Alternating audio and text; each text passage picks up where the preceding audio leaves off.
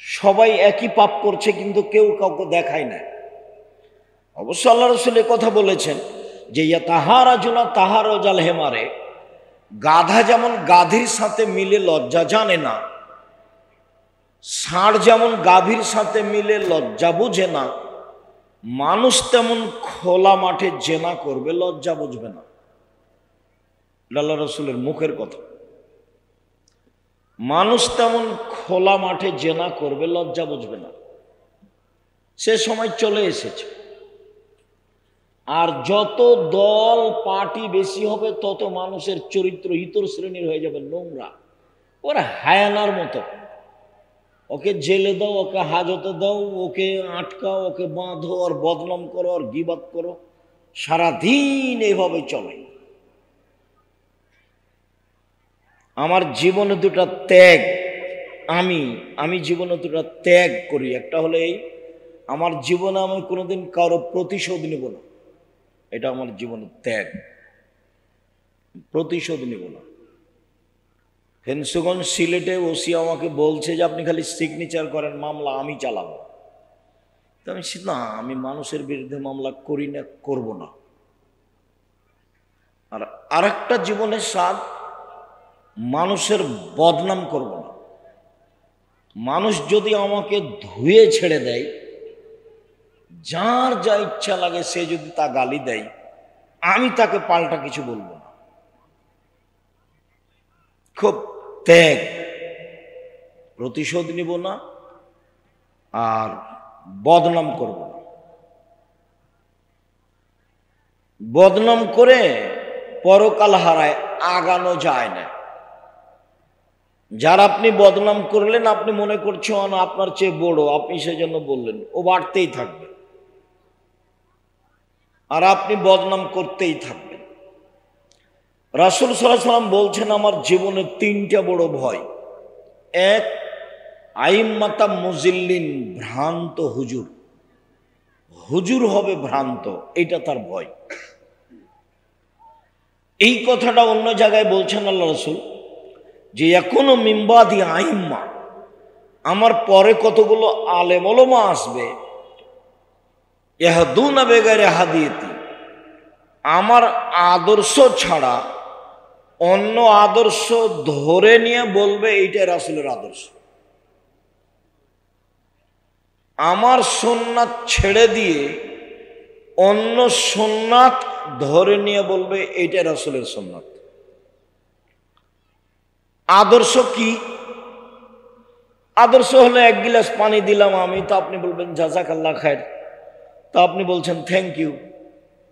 এটা রাসূলেরটা বাদ দিয়ে ওটা বললেন। কয়েক কোটি বার যদি আপনি থ্যাংক ইউ বলেন, তো এক নেকি হবে। আর যদি একবার জাযাকাল্লাহ খায়র বলেন, জাযাকাল্লাহ খায়র মানে জানেন? আপনি যে এক গিলাস পানি দিলেন, আল্লাহ এর প্রতিদান দেখ আপনাকে। আমি মানুষ, আমি আর কি প্রতিদান দিব? এক গিলাস পানির বিনিময়ে আমি কাকে দিতে বললাম? আল্লাহকে। ওর তার শক্তি অনুপাতে দিবে, যেদিন দিবে। আপনি লন্ডনে বিপদে পড়েছেন, আমি বলেছি জাযাকাল্লাহ খায়র, তো আল্লাহ লন্ডনে আপনাকে এই বাক্যটার উত্তর দিয়েছেন, আপনাকে বাঁচিয়ে দিয়েছেন। তো জাযাকাল্লাহ খায়র ছিল একটা আদর্শ, হয়ে গেছে আরেকটা। মানুষ কোরআন মাজিদ পড়ে বলছে যে দেখেন আল্লাহ বলেছে মিলাদ করতে হবে। মানুষ একবারে কোরআন মাজিদ খুলে দেখাচ্ছে, আল্লাহ বলছেন যে ভোট দিতে হবে, খুলে দেখাচ্ছে কোরআন। কেমনে হয়? মানুষ নিচে নামতে নামতে নামতে কত দূরে গেছে। আল্লাহ তাআলা বলছেন যে ওরা কুকুর শ্রীগালের চেয়ে খারাপ, মানুষ পশু প্রাণীর চেয়ে খারাপ, কুকুর শ্রীগালের চেয়ে খারাপ, পশু প্রাণীর চেয়ে খারাপ। মানুষ বালুম আদাল, কুকুর শ্রীগালের চেয়ে খারাপ। যে মানুষের বদনাম করে, যে মানুষের গীবত করে, যে মানুষকে অপমান করে, যে মানুষকে জেল হাজতে দেয়, যে মানুষ মানুষের জমি দখল করে, ক্ষমতা দেখায়, দাপট দেখায়, এ হলো কুকুর শ্রীগালের চেয়ে খারাপ। ক্ষমতা দেখিয়ে, দাপট দেখিয়ে, দলীয় ক্ষমতা দেখিয়ে একদিন বেঁচে থাকার চেষ্টা করিয়েন না। একদিন আপনাদের নেত্রীর সময় মাত্র ৪৫ মিনিট, জুলুম দিয়ে বেঁচে থাকার চেষ্টা করিয়েন না। রাসূল সাল্লাল্লাহু আলাইহি সাল্লাম বলছেন, সিনফানি মিন উম্মতি লান তানামুহুম শাফাতি, বিচারের মাঠে আমি দুই শ্রেণীর মানুষের পক্ষে কথা বলবো না। বিচারের মাঠে আমি দুই শ্রেণীর মানুষের পক্ষে কথা বলবো না।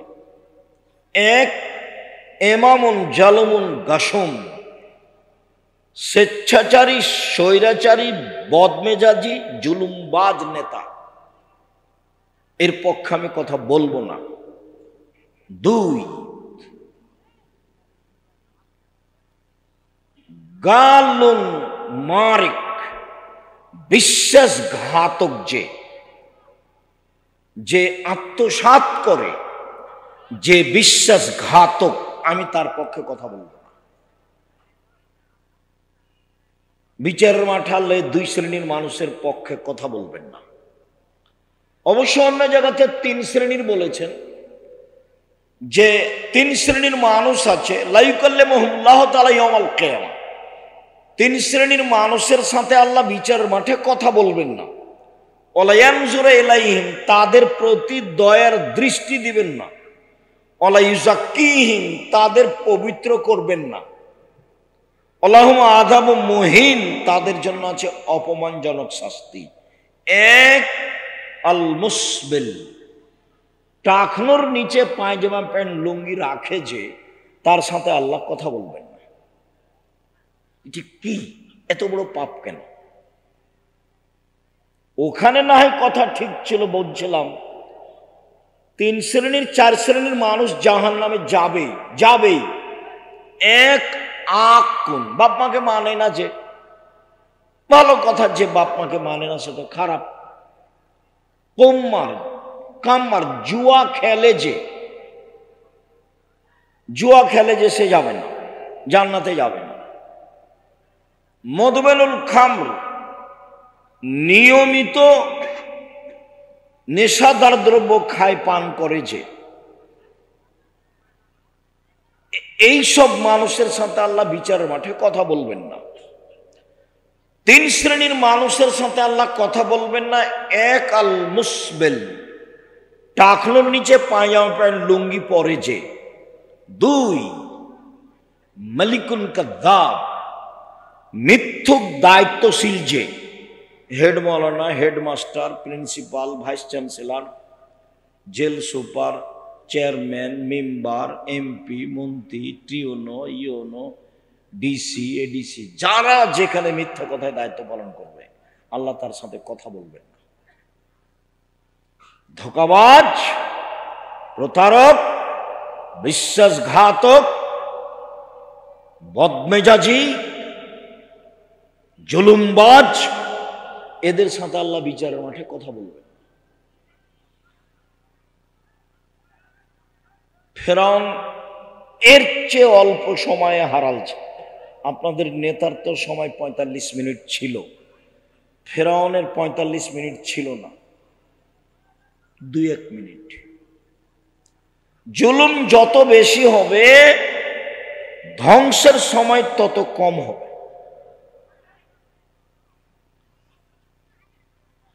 তিন, শাইখুন জানিন, বেশি বয়সে জেনা করে যে, তার সাথে আল্লাহ কথা বলবেন না। বেশি বয়সে জেনা করে যে, তার সাথে আল্লাহ কথা বলবেন না। মনে থাকবে? শেষের তিনটা মনে করি আমরা। এক, টাকনোর নিচে পায়জামা প্যান্ট লুঙ্গি পরে যে। দুই, মিথ্যা কথায় দায়িত্ব পালন করে যে। তিন, বেশি বয়সে জেনা করে যে। আমি আশঙ্কা করে যাচ্ছি আমার উম্মতের উপরে তিনটে। এক, ভ্রান্ত হুজুর, বহুদিন থেকে বলে আসছি, এই দেশের মাটিতে 95% জন বক্তা মিথ্যুক। আপনি তদন্ত করেন, আমি তদন্ত করে এভাবে বলছি।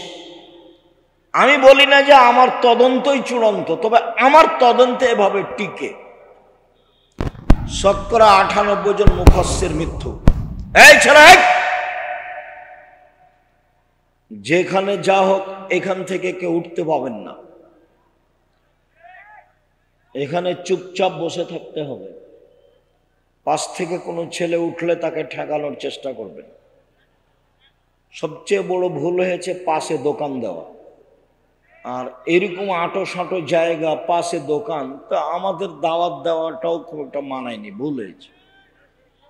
যদিও আমিও বুঝলাম না যে কিভাবে দাওয়াত হলো, কেননা আমরা তো 2-3 বছর থেকে দেখি যারা ওই মক্তবের সাথে সম্পৃক্ত, তোমরা তার মানে মক্তবের সাথে সম্পৃক্ত আব্দুল্লাহর একটা জোরালো দাবি, দেশ বিদেশ ঘুরে এসে বলছে আমি খুব ঘুরলাম আর আপনাকেও দেখলাম, তাতে প্রথম পদক্ষেপ একবারে তেঁতুলিয়া থেকে টেকনাফ পর্যন্ত মক্তব চালু করবো ইনশাআল্লাহ। তাদের সভাপতি সেক্রেটারিকে বলেছে যে টাইলস বিক্রি করে দেন, দিয়ে মক্তবের ইমাম রাখে, ওই টাইলস লাগিয়ে মসজিদ চালিয়ে কোনো লাভ নেই। এবং প্রশিক্ষণের ব্যবস্থা করেছে, যাবে ফ্রি, আসবে ফ্রি, খাবে ফ্রি, থাকবে ফ্রি, বই পুস্তক ফ্রি। এখন পর্যন্ত প্রায় 600-এর ঊর্ধ্বে মক্তব চলে, প্রায় 650 মতো। তো সেই সুবাদে আমি তার এই পদক্ষেপকে পছন্দ করেছি। ঠিক আছে আব্বু, তোমরা যেখানে মক্তব চালু আছে, হবে, করবে, তোমাদের সাথে সম্পৃক্ত মক্তব নিয়ে প্রশিক্ষণ নেই, সেখানে প্রোগ্রাম করো, সেটাই ভালো। একদিনের ভালোবাসা নয়, একাধিক দিনের ভালোবাসা হোক। 2, সাতালতাহেকু কাবাইলু মিন উম্মতি বিল মুশরিকিন, আমার উম্মত হিন্দুদের সাথে মিশে যাবে, এটা আমার ভয়। 1 নম্বর ভয় হলো ভ্রান্ত হুজুর, আর 2 নম্বর ভয় কি, আমার উম্মত, আল্লাহ নবী বলছেন কাদের সাথে মিশে যাবে? হিন্দুদের সাথে মিশে যাবে। হিন্দুদের সাথে মিশে যাওয়ার 1 নম্বর দিক হলো বাজনা, গান বাজনা, বাদ্যযন্ত্র। গান বাজনা বাদ্যযন্ত্র হারাম। আল্লাহ রসুল শুনে 2 কানে আঙ্গুল ঢোকালেন, ঢোকে রাস্তা ছেড়ে দূরে চলে গেলেন, দিয়ে বলছেন আব্দুল্লাহ ইবনে উমর, হাল তাসমাউ শায়ান, তুমি কি এখন গান বাজনা বাদ্যযন্ত্রের শব্দ শুনতে পাচ্ছ? কালালা, জি না, শুনতে পাচ্ছি না। ফারাফা ইসবাইহি বিন উজনাইহি, তখন তিনি আঙ্গুল 2টি কান থেকে সরালেন। গান বাজনা হারাম। রাসূল সাল্লাল্লাহু আলাইহি ওয়াসাল্লাম বলেছেন যে লা তাবুল কায়নাত, যেসব মেয়েরা গান বাজনা করে ওদের বিক্রয় করো না, ওলা তাশতারুহুন্না, ওদের ক্রয় করো না, ওলা তুআল্লিমাহুন্না, ওদের গান বাজনা শিখিয়ে দিও না, অসামানাহুন্না হারাম, ওদের উপার্জিত পয়সা হারাম। আমার উম্মতে যেগুলো প্রকাশ পাবে ভয়াবহ হিসেবে যারা জাহান্নামে যাবে, 1, আমার উম্মত হালাল মনে করবে বাদ্যযন্ত্রকে, 2, রেশমি কাপড়কে, 3, গান বাজনাকে, 4, জেনাকে। আমার উম্মত জেনাকে হালাল মনে করবে, গান বাজনা বাদ্যযন্ত্রকে হালাল মনে করবে। উপদেশ বইয়ে একটা আলোচনা আছে গান বাজনা, এখন পড়েন কি না, পড়েনি বা কেন, কেন বা পড়েন না, এইভাবে অলসতা করে জীবন কাটিয়ে কি হবে? যেভাবে জীবন কাটাচ্ছেন এ দিয়ে কি হবে? এটা তো পশু প্রাণীর মতো জীবন। খেলেন, পায়খানা করলেন, বদনাম করলেন, জীবন শেষ। এটাতে কি হলো? আমি আপনাকে উপার্জনের পথ বলেছি। উপার্জনের 1 নম্বর পথ দিন মজুরি। সন্ধ্যায় টাকা শেষ, ঝামেলা শেষ, মরবে জান্নাত। 5 ওয়াক্ত সালাত। 2 চাকরি, 25 দিনে বেতন শেষ হয়, 5 দিন ধার কর্জে চলে। 3 জমি চাষ, সমান সমান বা লস। 4 ব্যবসা। তখন আল্লাহ রসুল বললেন, সত্যবাদী বিশ্বস্ত ব্যবসায়ী যারা, তারা নবীর সাথে জান্নাতে থাকবে। এখানে একটা কথা বলি, একাধিক দিন শুনেছেন আমার মুখে, বললে হয়তোবা মনে পড়বে। একজন সাহাবী রাসূলের কাছে অজুর পানি নিয়ে গেছে, রাতে রাসূলের সাথে আছে আর মেয়ে সব। তো নিয়ে যেতেই রাসূল খুশি হয়ে বলছেন, সালবা শিতা, তোমার যা ইচ্ছা তাই চাও, আমি খুশি হয়েছি। বাহ, তুমি আমার জন্য অজুর পানি নিয়ে এসেছো, মেশাক নিয়ে এসেছো, তোমার চালচলন তো ভালো, চাও, কি চাও চাও। তখন সাহাবী বলছেন, আসআলুকা মুরাফাকাতাকা ফিল জান্নাত, আপনার সাথে জান্নাতে থাকতে চাই। কথা মনে থাকবে না মনে হয়?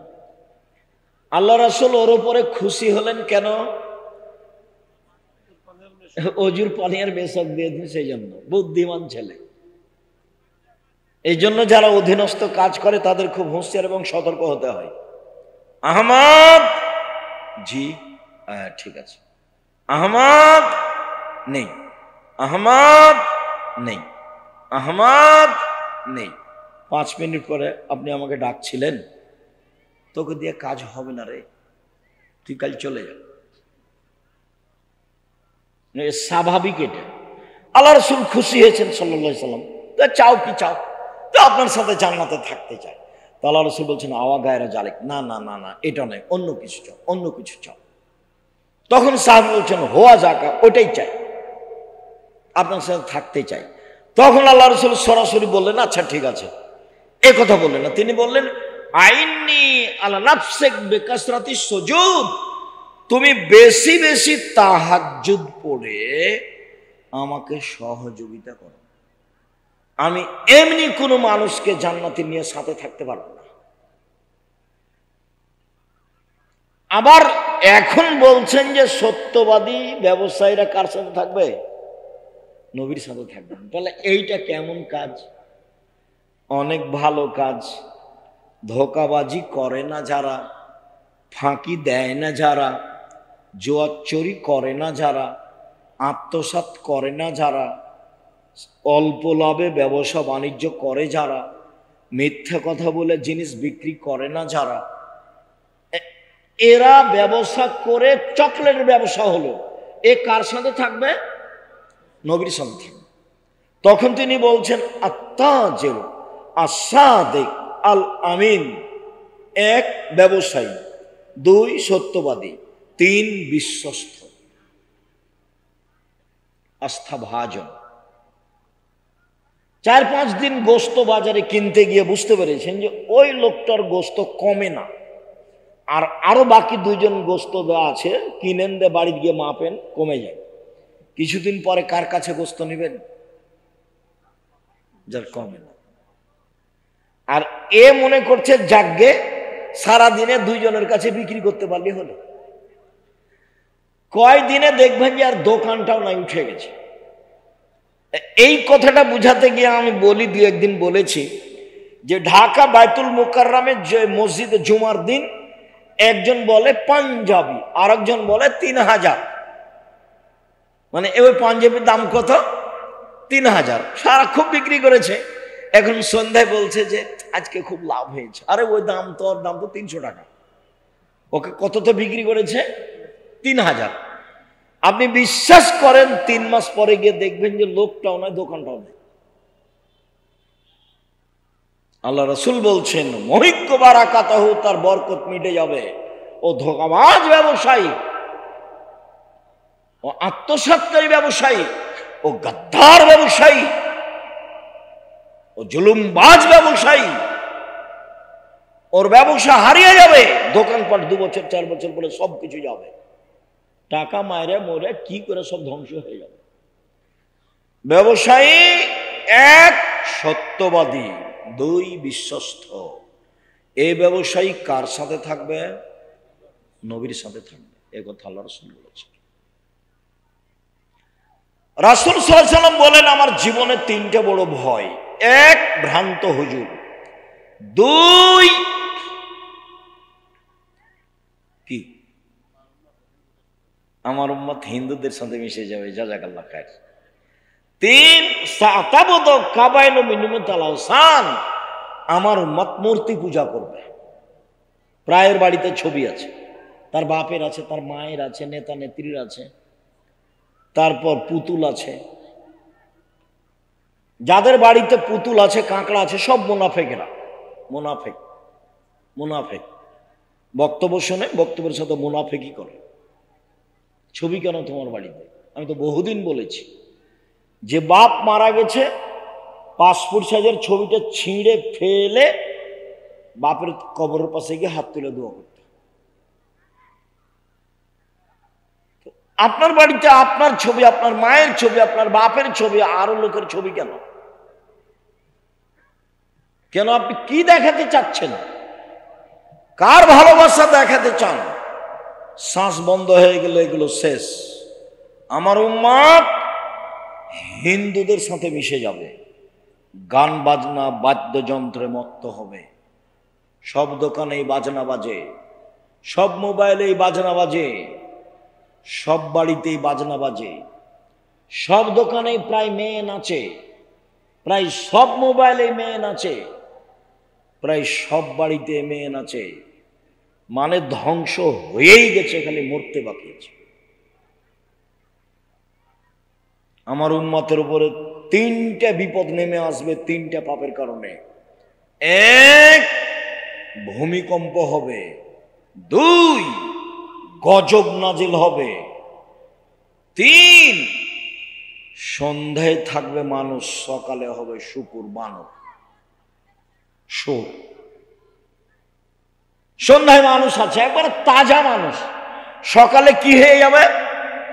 একবারে নগদ বানর হয়ে যাবে। এটা আল্লাহ রাসূল বলেছেন, আমাদের কিছু করার নেই। একবারে শুকুর সোর হয়ে যাবে সকালে। কি পাপ? জারাবুল মাজিবিন, বাদ্যযন্ত্রে, বাদ্যযন্ত্র। জাহারাতিল কায়নাত, মেয়েরা যেদিন নাচবে।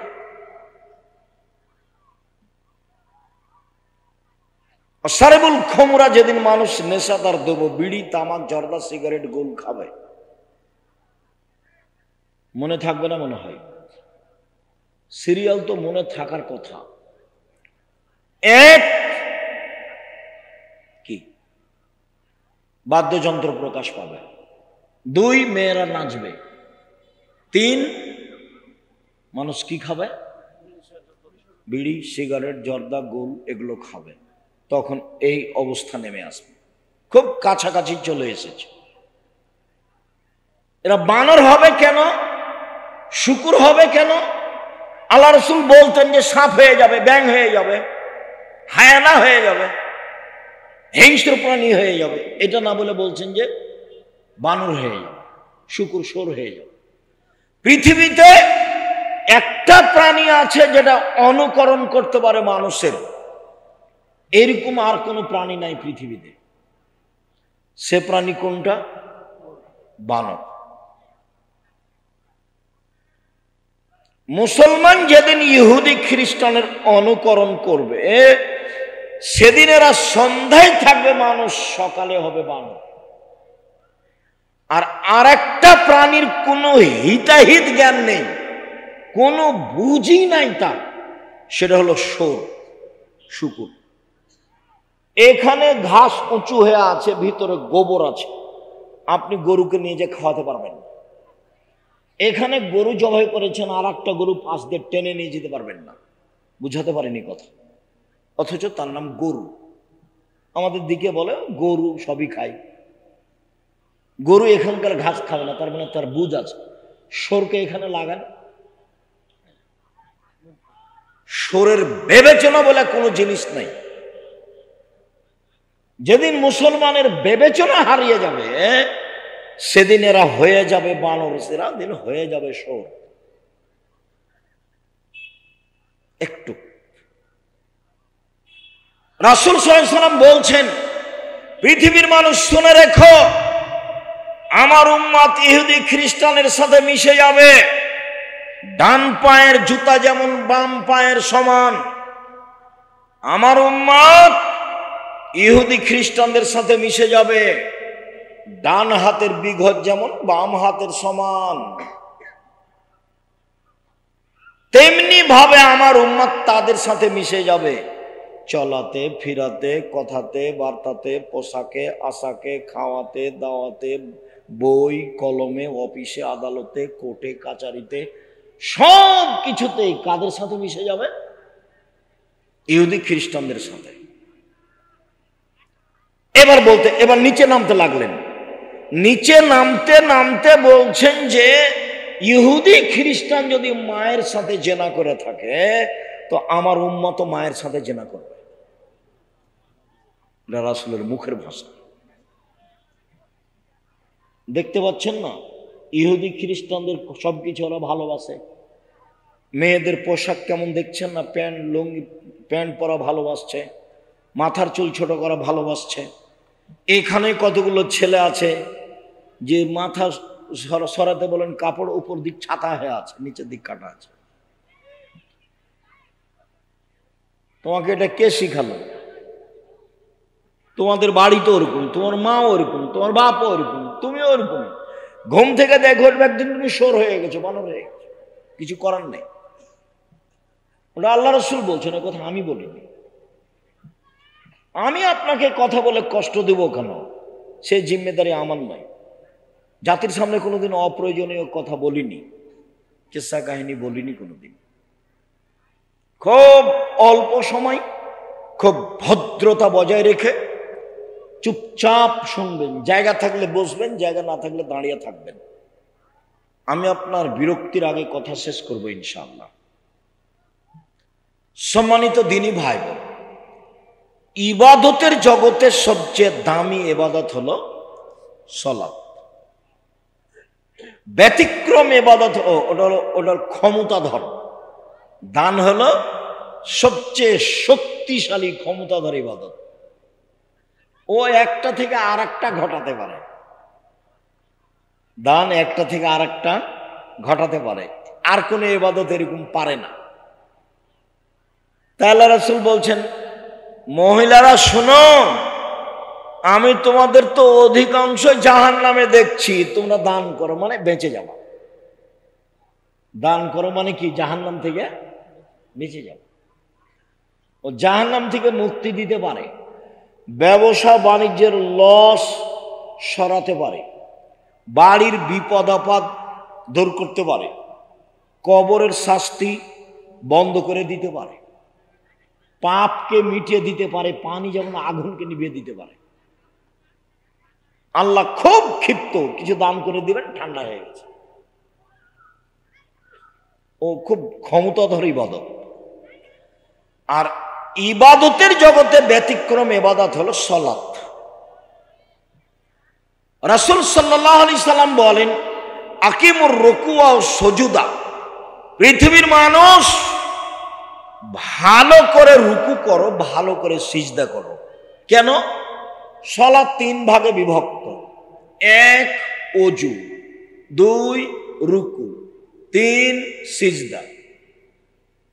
মানে সালাতে যদি 300 নেকি হয়, 300 দুই রাকাত সালাতে, যদি রুকু ঠিক হয় তাহলে 100 টিকে গেছে, বেঠিক হলে 100 কাটা গেছে। সিজদা যদি ঠিক হয় তাহলে 100 টিকে গেছে, যদি ঠিক না হয় তাহলে 100 কাটা গেছে। ওযু যদি ঠিক হয় তাহলে 100 টিকে গেছে, ও যদি ঠিক না হয় তাহলে 100 কাটা গেছে। তিনটেই যদি ঠিক না হয় তাহলে এক নেকিও হয়নি। ফমান আদাহা বিহাক্কিহা, কে যদি ঠিক ঠিক সালাত আদায় করে, রুকু সিজদা করে, ওযু করে, তাহলে তার ইবাদত কবুল করা হবে, সালাত কবুল করা হবে এবং সব ইবাদত কবুল করা হবে। আর যদি তার এটা ঠিক না হয়, রুকু সিজদা ওযু যদি ঠিক না হয়, তাহলে সব গেছে, একটাও টিকবে না। শুনুন 1 মিনিট। আল্লাহ নবীকে জিজ্ঞাসা করা হলো, আল্লাহ রাসূল বললেন, এই শোনো সাহাবীরা শোনো, আমি তোমাদের একটা কথা বলে দিব যাতে পাপ মিটে যায়, মান বেড়ে যায়। হ্যাঁ হ্যাঁ বলেন। আমি তোমাদের একটা কথা বলে দিব যাতে পাপ মিটে যায়, মান বেড়ে যায়। বলেন কি? তখন বলছেন, শোনো, ইসবাগুল ওযু, সুন্দর করে ওযু করলে পাপ মিটে যায়, মান বেড়ে যায়। পায়ে হেঁটে মসজিদে গেলে পাপ মিটে যায়, মান বেড়ে যায়। আরেকদিন আল্লাহ রাসূলকে আল্লাহ বলছেন, মুহাম্মদ সাল্লাল্লাহু আলাইহি ওয়াসাল্লাম, আল্লাহ আমাদের নবীকে মুহাম্মদ বলে ডাকতেন, জিবরাইল আমাদের নবীকে মুহাম্মদ বলে ডাকতেন, আর সাহাবীগণ আল্লাহ নবীকে বলতেন, আল্লাহ রাসূল এটা করব, আল্লাহ রাসূল এটা বলবেন, আল্লাহ রাসূল এটা দিবেন। তো সাহাবীগণ কিভাবে বলতেন? আল্লাহর রাসূল, আল্লাহ রাসূল করেছেন, আল্লাহ রাসূল দিয়েছেন। আর নাম ধরে ডাকতেন কে? জিবরাইল এবং আল্লাহ। আর আমাদের ভারত, বাংলাদেশ, পাকিস্তানের উলামায়ে কিরাম বলছে হুজুরে পাক সাল্লাল্লাহু আলাইহি ওয়াসাল্লাম, মানে ডাকি বেদাত। ডাকটাই জানে না, কি যে শিখলো। হাদিস কোরআন আল্লাহই ভালো জানে। হুজুরে পাক, হুজুরে পাক দিস, মানে প্রথমটাই হারাম। হুজুর মানে আল্লাহ নবী মরেননি, উপস্থিত, হাজের নাজের। ওই মিলাদ পড়তে পড়তে চলে আসবে, তখন লাফ দিয়ে দাঁড়িয়ে যাবে। হুজুর মরেননি, যে চলে এসেছেন।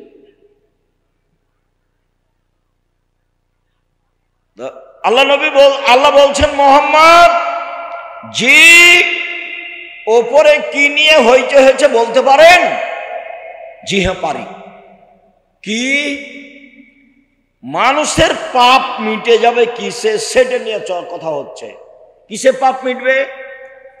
এক, সুন্দর করে ওযু করলে। দুই, পায়ে হেঁটে মসজিদে গেলে। তিন, নামাজের পরে জিকির আজকার করলে। দেখবেন আপনাদের মসজিদে জুমার দিন খালি সালাম ফিরার পরে লাফ দিয়ে দাঁড়িয়েছে।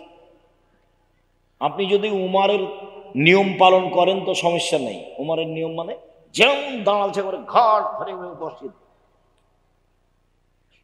এটা হলো উমর রাদিয়াল্লাহু আনহুর নিয়ম। ঘাট ধরে কি করতে হবে? বসে দিতে। মসজিদ কেউ তোমার বাবার সম্পত্তি। তুমি মসজিদে এসেছো, মসজিদের নিয়ম নিয়ে চলতে হবে। মসজিদ যার, তার কাছে অনুমোদিত, এমনি বসা যায় না। আল্লাহ আপনার ঘরে বসবো কি, এইভাবে কি কথা হবে? পদ্ধতি হলো 2 রাকাত সালাত পড়ো, তাহলে অনুমতি হয়ে গেছে। মসজিদে বসার অনুমতি কি? 2 রাকাত সালাত। মসজিদ যার, তার কাছে অনুমতি নিয়ে বসতে হবে। তা আমি কি এখন আল্লাহকে বলতে পারবো যে আল্লাহ আপনার ঘরে বসবো কি? উনি কি আমাকে বলবেন যে বসেন? তো মানুষের সাথে তো আল্লাহ কথা বলেন না। এখন কি করতে হবে? পদ্ধতি কি? 2 রাকাত সালাত, এটাই পদ্ধতি। এই পদ্ধতিতেই আসতে হবে। তো সুন্দর করে ওযু, পায়ে হেঁটে মসজিদ আর সালাতের পরে বসে জিকির আজকার, এমনি তাৎক্ষণিক উঠা যাবে না। তারপর আল্লাহ রাসূল বলছেন, মান ফাআলা যালিকা আশা বিখাইরিন মাতা বিখাইরিন, এইভাবে উযু করলো যে, পায়ে হেঁটে মসজিদে গেল যে, কিছুক্ষণ বসে জিকির আজকার করলো যে, তার মরে যাওয়া ভালো, তার বেঁচে থাকা ভালো। তার মরে যাওয়া ভালো, তার বেঁচে থাকা ভালো। ওয়া কানা মিন খাতিয়াতিহি কারাজুলিন ওয়ালাদাতহু উম্মুহু, তারপর লোকটা হয়ে গেল সেই দিনের মতো যেদিন তার মাতাকে জন্ম দিয়েছে, নিষ্পাপ। কেউ যদি হজ করে আর হজ যদি কবুল হয়, তাহলে কি হয়ে যায়? সেদিনের মতো হয়ে যায়। তাতে 10 লক্ষ টাকা খরচ আছে, রিক্স আছে, টানা হেঁচড়া আছে। তারপর মুআল্লিম ফাঁকি দেয়। মুআল্লিম বলছে ভুল টুল হয়ে গেছে, আপনি 1000 রিয়াল দেন, মিটে যাবে। 500 রিয়াল দেন, আরো কত কি, তার কোনো হিসাব নাই। কত জিদ্দার, কত ঢাকার, কত কি যে করলো হুজুর। খালি বললো যে এ আর সেই, আমরা করতে থাকলাম। তারপরে যদি কবুল হয় তাহলে সেদিনের মতো, যেদিন মা জন্ম দিয়েছে। এবার দেখেন, মা জন্ম দিয়েছে যেদিন, সেদিনের মতো হওয়ার সহজ পথ: 1, সুন্দর করে উজু; 2, পায়ে হেঁটে মসজিদ; 3, সালাতের বসে একটু পরে একটু জিকির। মনে থাকবে না? মনে। তো রাসূল সাল্লাল্লাহু আলাইহি সাল্লাম বললেন, পৃথিবীর মানুষ, সুন্দর করে রুকু করো, সিজদা করো, আমি তোমাদেরকে পিছন থেকে দেখতে পাই। এটা হলো মুআজিজা। এখানে পিছনে চোখ নাই, নবীর পিছন দিকে চোখ ছিল না, কিন্তু দেখতে পেতেন। এটা কি? মুআজিজা, অলৌকিক ক্ষমতা। অলৌকিক ক্ষমতা বুঝেন? আর একটু বুঝিয়ে বলি। মুসা আলাইহিস সালামের সাথে জাদুর পাল্লা হলো কার? ফেরাউনের। তো শত হাজার জাদুঘর নিয়ে এসে বললো যে কি করতে হবে? সাপ ছেড়ে দাও। রশ্মি লাঠি সাপ হয়ে গেল, বিশাল বিশাল সাপ মুসার দিকে ধাওয়া করে আসছে। তা আল্লাহ বলছেন যে তুমি দেরি করছো কেন, তোমার লাঠিটা ছেড়ে দাও। তো লাঠিটা যেমন ছেড়েছে তেমন মাঠে যা সাপ ছিল একবারই ধরে নিয়েছে। তো এই তো বুঝতে ভুল হচ্ছে ফেরাউনের। মাঠে কেন, সারা পৃথিবী জুড়ে যদি সাপ করে দেওয়া হতো, আর এই লাঠিটা ছেড়ে দেওয়ার পরে পৃথিবী যদি একটা সাপ থেকে যেত, তাহলে আল্লাহর শক্তি দুর্বল প্রমাণ হতো। এই মাঠ কেন, সারা পৃথিবী জুড়ে যদি সাপ পূর্ণ করা হতো, তারপরে লাঠিটা ছেড়ে দেওয়ার পরে যদি একটা সাপ থেকে যেত, তাহলে কার শক্তি দুর্বল হতো? আল্লাহ। এলো অলৌকিক ক্ষমতা। তেল নাই, ইঞ্জিন নাই, চেয়ারে বসে বলছেন সুলাইমান আলাইহিস সালাম, চলো। কোথায় যেতে হবে? ইরাক। উঠতে উঠতে সকালই চলে গেছে ইরাক। এর নাম হলো মুআজিজা, অলৌকিক ক্ষমতা। তো পিছন দিক থেকে দেখতে পাচ্ছেন, এটা কি? অলৌকিক ক্ষমতা। বারা ইবনে আযিব রাদিয়াল্লাহু তাআলা আনহু বলেন, রুকুন নবী সাল্লাল্লাহু আলাইহি সাল্লাম ও সুজুদুহু বাইনা সাজদাতাইনে और रफ़ मिन रुकू मा खलाल क़ियाम वल क़ऊद क़रीब मिनस समय। শুনেন, রুকুর সময় যতটুকু, রুকু থেকে উঠে দাঁড়িয়ে থাকার সময় ততটুকু, সিজদার সময় যতটুকু, সিজদা থেকে উঠে দাঁড়িয়ে থাকার সময় ততটুকু, দাঁড়ানো এবং আত্তাহিয়াতুর বৈঠক ব্যতীত সব সমান সমান, সব সমান সমান। যতক্ষণ রুকুতে থেকেছেন ততক্ষণ রুকু থেকে উঠে দাঁড়িয়ে থাকতে হবে। এমন কত, যদি মসজিদে যদি বেশিক্ষণ দাঁড়ান, দেখবেন সব বাকিগুলো চলে গেছে সিজদায়, উঠে গরম হয়ে যাবে। কি ব্যাপার, কিন্তু হুজুর তো যায়নি, আমরা দেখি আগে সবাই চলে গেছে। হাদিস বুখারী মুসলিম। রুকুতে যতক্ষণ ছিল দাঁড়িয়ে ততক্ষণ থাকবে, মোটামুটি সমান সমান। সিজদায় যতক্ষণ ছিল, সিজদা থেকে উঠে ততক্ষণ থাকবে। এবার পরের হাদিস শোনেন। আনাস রাদিয়াল্লাহু তাআলা আনহু বলেন, ইজা কামা রাসূলুল্লাহ সাল্লাল্লাহু আলাইহি ওয়াসাল্লাম মিনার রুকুয়ে ফানাহানু নাকুল কাদাউহাম। আল্লাহ রাসূল রুকু থেকে উঠে দাঁড়িয়ে আছেন, দাঁড়িয়ে আছেন, দাঁড়িয়ে আছেন। তখন আমরা পিছন থেকে বলা বলি করতাম মনে মনে, নিজে নিজে, রাসূল মনে হয় সিজদা ভুলে গেছেন, উনি সিজদায় যাচ্ছেন না কেন? কাদাউহামা, উনি মনে হয় সিজদাতে যাবেন, এটা ভুলে গেছে।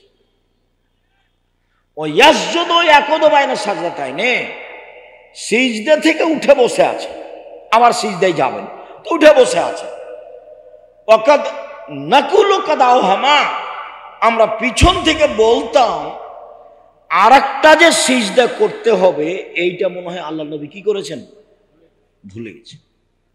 উনি সিজদায় যাচ্ছেন না কেন? উনি কি মনে করেছেন যে দুটাই হয়ে গেছে? পিছন থেকে কে বলা বলি করছেন? সাহাবী। হাদিস বুখারী মুসলিম, মানে সন্দেহের কোনো সুযোগ নেই। যারা যারা আমার উপরে দুর্বলতা পোষণ করেছে, তারা আমার উপরে মনের রাগ আছে, সেজন্য বলেছে। আমি বলেছি যে আম গাছে জাম ধরতে পারে, ধরে না; অমাবস্যার রাতে চাঁদ উঠতে পারে, উঠে না; শোয়ের ছিদ্র দিয়ে লাঙ্গলের ফা ঢুকতে পারে, ঢোকে না; সুঁয়ের ছিদ্র দিয়ে লাঙ্গলের ফাল ঢোকে যেতে পারে, আম গাছে জাম ধরে যেতে পারে, অমাবস্যার রাতে চাঁদ উঠে যেতে পারে, এগুলো ঘটে যেতে পারে। আমি যেই কথা বললাম সেই কথাতে সন্দেহ আছে বলে কিয়ামত পর্যন্ত চেষ্টা করলে সরিষা ঢোকানো যাবে না, তার নাম বুখারী মুসলিম। তো এখন ওরা মনে করেছে যে উনি এটা নিজের কথা বললেন, তখন খেপে গেছে। আমি কোনোদিন এরকম পর্যায়ে নিজের কথা বলিনি। তখন আমি কোন কথাটা বলেছি যে হ্যাঁ এই কথাটা কোন হাদিসে আছে? বুখারী মুসলিমে আছে। আমার তো সাহস আছেই, যার কারণে আমি নির্ভীক বলি। সন্দেহযুক্ত কথা আমি 90 সাল থেকে নিয়ে এখন পর্যন্ত কোনোদিন বলিনি। তবে আমি মানুষ, কোথাও ভুল ত্রুটি থাকতেও পারে। আমি শরীয়তের নামে, ধর্মের নামে মিথ্যা কিছু বলে, রূপক কিছু বলে পরকাল হারাতে রাজি নই। আমার জীবনে যেটা সবচেয়ে সাহস, সেটা হলো আমি জাতির কাছে ধর্মের নামে ফাঁকি দিইনি। এটা আমার বেশি সাহস। প্রতিষ্ঠান চালাতে গিয়ে 10 পয়সার ক্ষতি করিনি, এটা আমার সাহস। তবু আমি মাঝে মধ্যে বলি, যদি কোথাও 19-20 হয়ে গিয়ে থাকে তা আমি বেতন নিই না। প্রতিষ্ঠানে পড়ায় আমি বেতন নিই না, তো 19-20 হলে তুমি ওইটাতে পার করে দিও। আমি প্রতিষ্ঠানের কাছে জিম্মি নই। তো যেহেতু লক্ষ লক্ষ কোটি টাকার ব্যাপার, প্রতি মাসে 40 লাখ টাকা বেতন লাগে। কত লাখ টাকা? 40 লাখ। তাতে এটা দারোসা নাকি? দারোসার লোকও আছে, কত টাকা যে দেয় তা আমি বলতে পারছি না। এখন যদি দারোসার লোক বলে আব্দুল রাজ্জাক সাহেব 1 পয়সা দিই না, তো আমার কিছু করার নেই। তবে চলছে জামিয়া সালাফি, 5000 প্রায় ছেলে মেয়ে, 300 জন শিক্ষক শিক্ষিকা। রাজশাহীতে যেটা সেটা হলো প্রায় 50 বিঘা জমির উপরে, রূপগঞ্জে যেটা সেটা প্রায় 100 বিঘা জমির উপরে, দিনাজপুরে যেটা সেটা প্রায় 20 বিঘা জমির উপরে, ময়মনসিংহে যেটা জমি রেডি প্রায় 10-12 বিঘা, কুষ্টিয়ায় যেটা জমি রেডি প্রায় 10-15 বিঘা, ঝিনাইদহ যেটা রেডি প্রায় 5 বিঘা, ফেনীতে যেটা রেডি প্রায় 10-12 বিঘা, চট্টগ্রামে যেটা রেডি সেটা 10-12 বিঘা, চট্টগ্রাম শহরে যেটা সেটা একটু কম, একটা 10 শতক আর একটা মনে হয় 30 শতক, একবারে শহরে, হালি শহরে, আনন্দবাজার হালি শহর চট্টগ্রাম। আলহামদুলিল্লাহ, সম্মানিত দিনী ভাই বোন, তো সবচেয়ে বেশি শক্ত কোথায় আমি আছি? আমার দৃঢ়তা কাজ করে, দিন ধর্মের কথা বলি, এতে আমার কোনো সন্দেহ কাজ করে না, কোনো সন্দেহ নেই। সম্মানিত দিনী ভাই বোন, আয়েশা রাদিয়াল্লাহু তাআলা আনহা বলেন, কানান নবী সাল্লাল্লাহু আলাইহি সাল্লাম ইকসুরু ফির রুকু'i ওয়াস সুজুদে সুবহানাল্লাহি ওয়া বিহামদিহি সুবহানাকা আল্লাহুম্মা রাব্বানা ওয়া বিহামদিকা আল্লাহুম্মা ইগফিরলি। আল্লাহর নবী রুকু এবং সিজদায় বেশি বেশি বলতেন সুবহানাকা আল্লাহুম্মা রাব্বানা ওয়া বিহামদিকা আল্লাহুম্মা ইগফিরলি। হে আল্লাহ, তোমার প্রশংসা সহকারে তোমার পবিত্রতা বর্ণনা করছি, আমাকে ক্ষমা করো। মুখস্থ না থাকলে মুখস্থ করে নিতে হবে। তোমাদের সময় দিলাম 1 দিন 24 ঘন্টা, আর মুরব্বীদের সময় দিলাম 7 দিন, মুখস্থ করতেই হবে ইনশাআল্লাহ। সব বইয়ে পাবেন, মহতারাম আমিরে জামাত ডক্টর আসাদুল্লাহ গালেবের বইয়ে পাবেন। আমরা যে ভাঙাচোরা ছেঁচড়া মেচড়া বই লেগেছি, রাসূল সাল্লাল্লাহু আলাইহি ওয়াসাল্লামের সালাত বনাম প্রচলিত সালাত, এতেও আছে আলহামদুলিল্লাহ। আমি মানুষ হিসেবে চেষ্টা করেছি নিজের কোনো কথা এখানে না পেশ করা, গোটা বইয়ের শুরু থেকে শেষ পর্যন্ত। সুবহানাকা আল্লাহুম্মা রাব্বানা ওয়া বিহামদিকা আল্লাহুম্মা ইগফিরলি বলা তো অভ্যাসই হতে হবে। দুয়ার মধ্যে এটা সবচেয়ে বেশি গুরুত্ব রাখে। 2, আয়েশা রাদিয়াল্লাহু তাআলা আনহা বলেন, কানান নবী সাল্লাল্লাহু আলাইহি ওয়াসাল্লাম ইয়াকুলু ফি রুকুইহি ওয়া সুজুদিহি সুবহান কুদ্দুসুন রাব্বুল মালাইকাতির রূহ। সুবহান কুদ্দুসুন, তিনি পবিত্র, কুদ্দুসুন, তিনি অতীব পবিত্র, রব্বুল মালাইকাতে, তিনি সব ফেরেশতার প্রতিপালক। ও রূহ জিবরাইলের প্রতিপালক, ইনি পার্সোনাল ফেরেশতা, দামি, খুব সম্মানী। চটকার আর একটা কথা মনে পড়লে একটু বলি, আপনাদের উপকারে আসবে। সেটা হলো এই যে আমাদের নবীকে জিবরাইল আলাইহিস সালাম নিয়ে যাচ্ছেন আল্লাহর কাছে মেরাজ।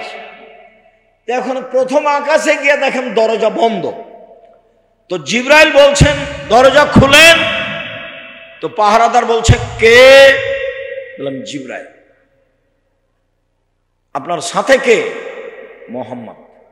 আপনাকে পাঠানো হয়েছিল? জি, পাঠানো হয়েছে। যে সাধারণ পাহারাদার এত বড় কথা বলছে মানে ঠেকিয়ে রেখেছে, ঢুকতে দিচ্ছেন না। পাহারাদারের ক্ষমতা, পাহারাদার ঘুমাতে পাবে না এবং প্রধানমন্ত্রীকে ঢুকতে দিবে না, মালিককে ঢুকতে দিবে না চিনতে না পারলে। বুঝাতে পারিনি কথা? ফ্যাক্টরির মালিককে ঢুকতে দিবে না চিনতে না পারলে, এটা উচিত, চাকরি থাক আর না থাক। কোন ব্যক্তিকে না চিনে ঢুকতে দিবে না। এ দেখেন সাধারণ ফেরেশতা ঠেকিয়ে রেখেছে কাকে? ফেরেশতা জগতের সবচেয়ে দামি ফেরেশতাকে, জিবরাইলকে। মানুষের জগতের সবচেয়ে দামি মানুষকে কাকে? মুহাম্মদ সাল্লাল্লাহু আলাইহি ওয়াসাল্লাম। কত জেরা, আপনি কে? জিবরাইল। আপনার সাথে কে? মুহাম্মদ সাল্লাল্লাহু আলাইহি ওয়াসাল্লাম। পাঠানো হয়েছিল? জি, পাঠানো হয়েছিল। কত জেরা। পাহারাদার পুরো স্পষ্ট হবে নিজের কাছে যে ইনি কে, তারপরে দরজা খুলবেন। তন্দ্রা গেলে পাহারাদারি চলবে না, ঘুমালে পাহারাদারি চলবে না, যে আসলো তার জন্য খুলে দিলে পাহারাদারি চলবে না। সম্মানিত দিনী ভাই বোন, আবু হুরায়রা রাদিয়াল্লাহু তাআলা আনহু বলেন, রাসূল সাল্লাল্লাহু আলাইহি সাল্লাম বলেছেন, ইজা কালাল ইমামু সামিআল্লাহু লিমান হামিদা, ইমাম যখন বলবে সামিআল্লাহু লিমান হামিদা, আল্লাহ ওই লোকের প্রশংসা শুনলো যে তার প্রশংসা করলো, এইটুকু যখন ইমাম বলবে তখন তোমরা বলো রব্বানা লাকাল হামদ। এই পর্যন্তই। রব্বানা লাকাল হামদ, হে আমাদের প্রতিপালক তোমার প্রশংসা। এখন আল্লাহ রাসূল বলছেন মান ওয়াফাকা কওলুহু কওলাল মালায়েকাতি গফিরা লাহু মা তাকাদ্দামা মিন জামবিহি। রব্বানা লাকাল হামদ বলতে ভুল করবেন না। ওই সময়তে ফেরেশতারাও বলেন রব্বানা লাকাল হামদ। ইমাম যখন বলেন সামিআল্লাহু লিমান হামিদা, তখন মুক্তাদি বলবে রব্বানা লাকাল হামদ, এবং কে বলবে? আরো ফেরেশতা। ফেরেশতাও বলেন রব্বানা লাকাল হামদ। তো আপনার এই দোয়া আর ফেরেশতার দোয়া যদি একসাথে মিলে যায়, তাহলে আপনার অতীতের সব পাপ ক্ষমা হয়ে গেছে। বুখারী মুসলিম, মিস করবেন না, রব্বানা লাকাল হামদ। তারপরে আমরা যে বলি হামদান কাসিরান তাইয়িবান মুবারাকান ফি, সেটুকু কি? সেটুকু আরেকটা বলি।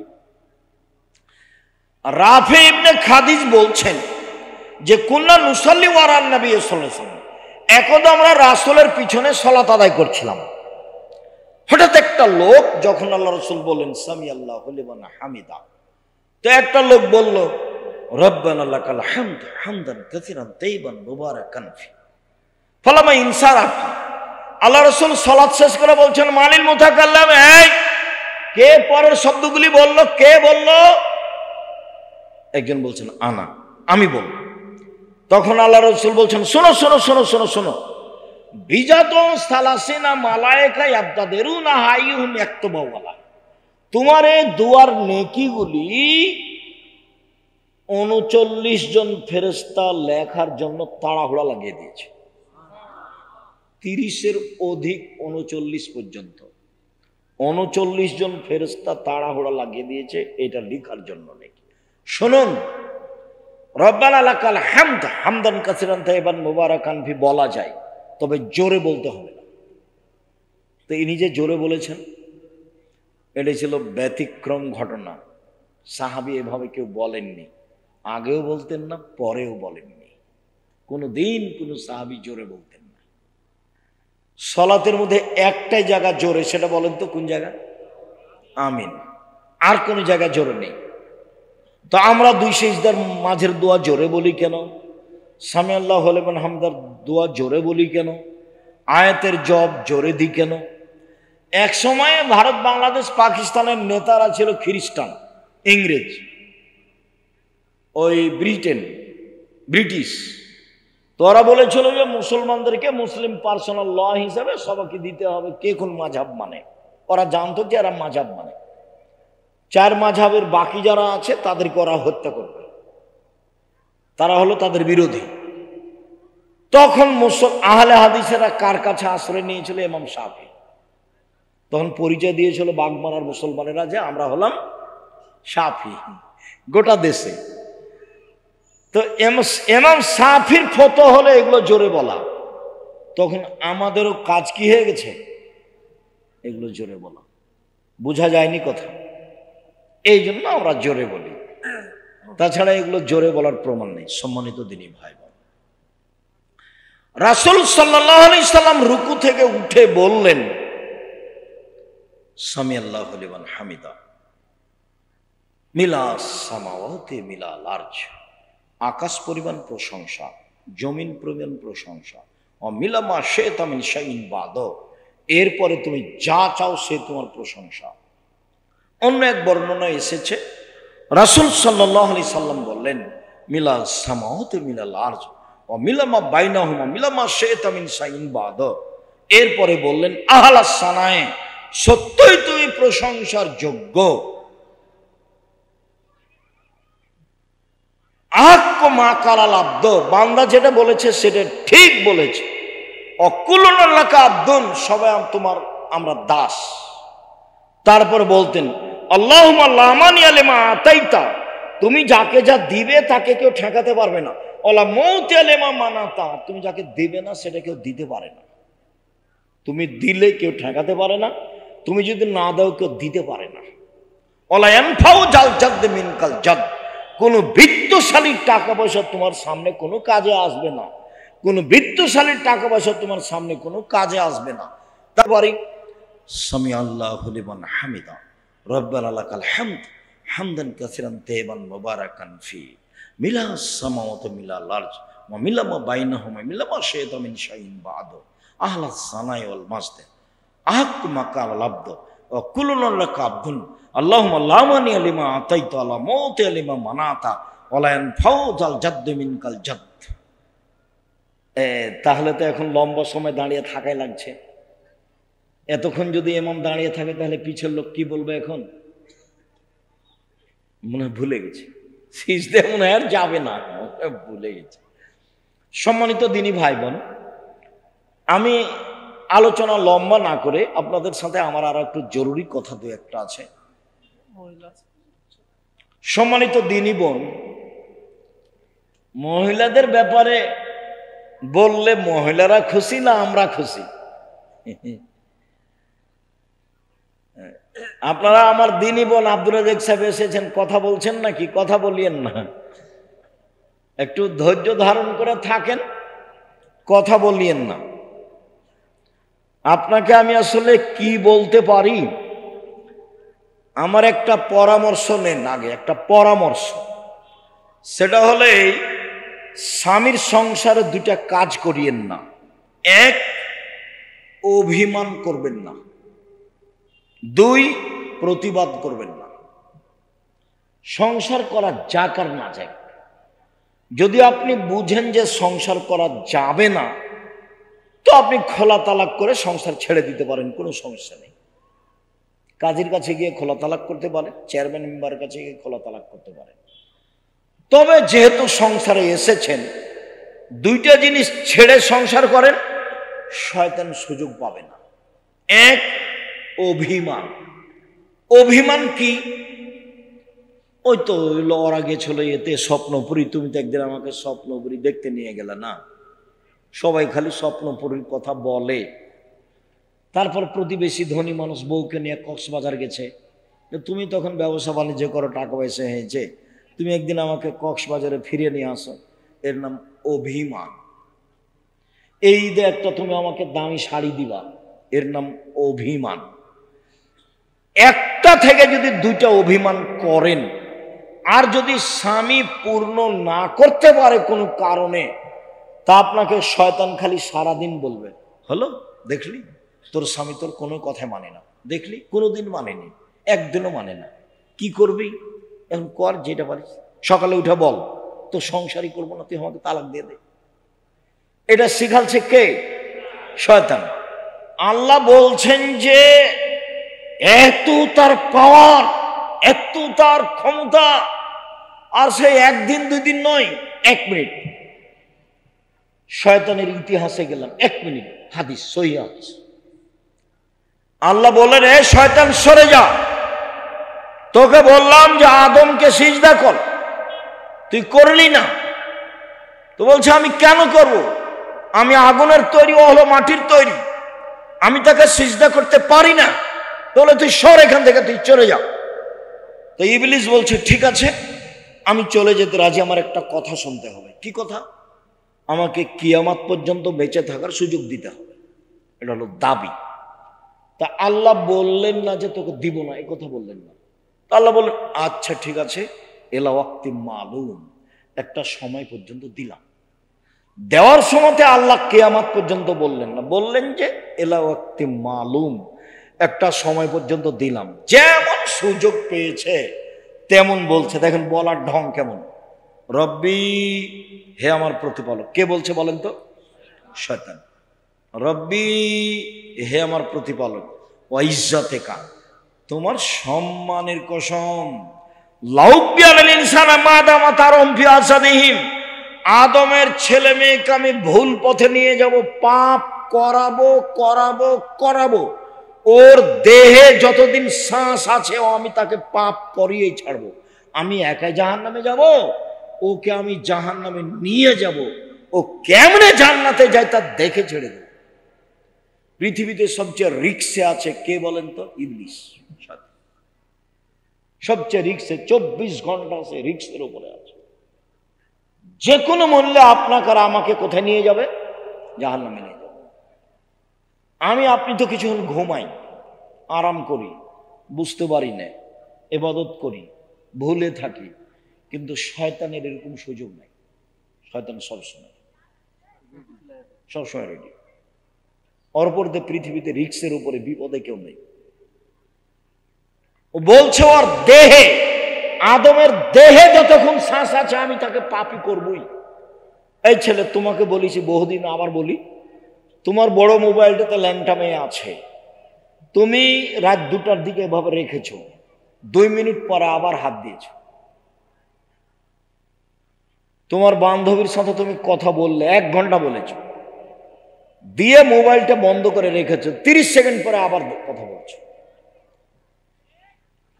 এগুলো কে করাচ্ছে বলো তো দেখি?